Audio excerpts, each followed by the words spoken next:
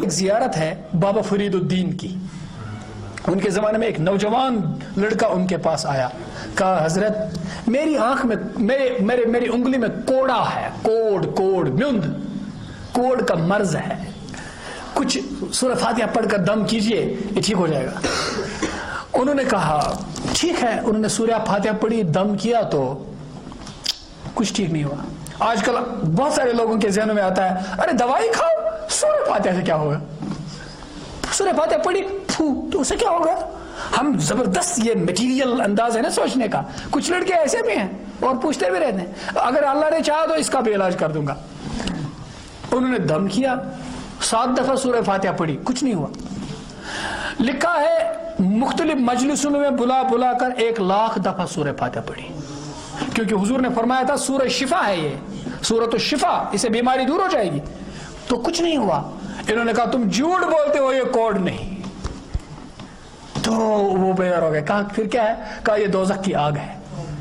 کہا جی یہ بات صحیح ہے. پھر اپنی بہن کا بتایا, وہ بہن تھی وہ ایسا کام کرتی تھی.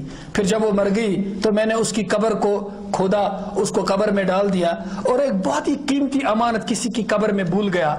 تو میں جب رات کو, ہمارے علماء فرماتے ہیں بہت قیمتی کسی کی امانت ہو تو کھول بھی سکتے ہیں, وہ بھی کتاب میں نے پڑھا ہے, تو لیکن فتویٰ ہم نے مفتی صاحب سے لینا چاہیے.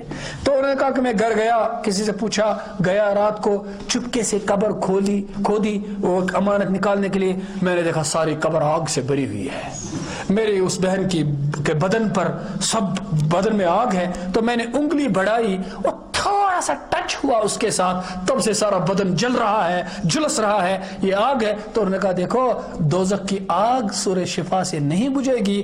تم کسی اندھیرے میں تنہائی میں بیٹھ کر اپنے گناہوں پہ رو کر آنسو بہاؤ, اس پہ ڈال دو. اللہ کے خوف سے جو آنسو بہتے ہیں وہ دوزخ کی آگ کو بجھا دیتے ہیں.